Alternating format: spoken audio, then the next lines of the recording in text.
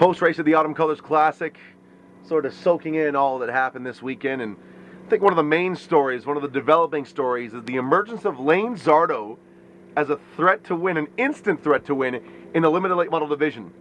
Now, Lane, your limited late model starts number in less than double digits. Majority of those coming for John Monbriquette. Tonight, this weekend, was your second start in your family-owned ride, and I got to tell you, man, it was very impressive. Coming home with a second place finish against some top shelf competition. Walk me through exactly what happened this weekend.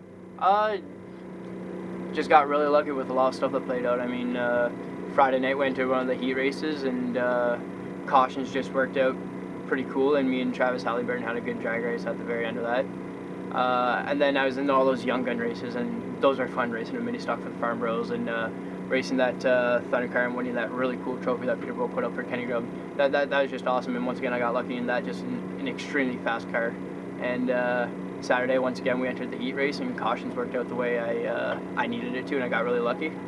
And then we entered the feature, and I'm like, oh, well, I'm starting third. I was fast qualifier, and I knew I got lucky. I knew my car was good, but I knew I got lucky a lot, so I didn't want to go out there and make myself look kind of stupid. And we rolled off in the feature, and we started out pretty fast, and then my driver just stayed in my ear and kind of let me kind of conserve my stuff, but stay a little bit progressive so I don't fall too far back. And then at the very end, a lot of people use their stuff out, and I knew we had about a 5th place car, maybe a top 3 if we really worked hard at it, but to almost get the win from Travis Halliburton on that last restart was pretty phenomenal. So to come home second, it was cool. This is probably one of my greatest racing weekends ever. I mean, without question, this was the best field you've ever raced against in a late model. Oh yeah, for sure.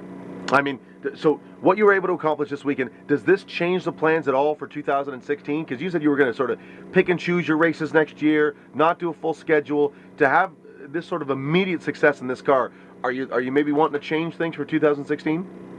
Yes and no. I mean, we'll see how I come out on my first race, but my problem is I love the sport so much that I want to do it when I'm 30, 40, and the way it works in Canada is you have to have a big budget to race big money races, and that's what I want to do for the rest of my life.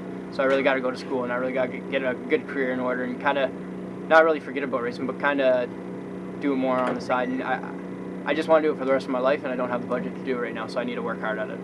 Well, none of it happens right now without those sponsors that have allowed you to come to the racetrack. Go ahead and thank the folks that make all this happen. My biggest sponsor, biggest supporter, I gotta thank my grandpa Bill Zardo Sr., my dad for all the help he does, and everybody on my crew, and my sponsors, Mike Holmes, National Exhaust, Al Tucker Insurance, Haas Automotive, Big Shoot Marina, and Shelby Roofing, my Uncle Scott. Thank you guys very much. There you have, folks. His Superstock days, his Thundercar days are behind him, moving into the limited late model division. And if this weekend was at all the sample of what's to come, I think we're all in for a treat to see how you develop in this division. Lane, congratulations on your success. All the best in 2016. Thank you very much, guys. The Thrillbilly Lane Zardo, second place finish here at the Autumn Colors Classic.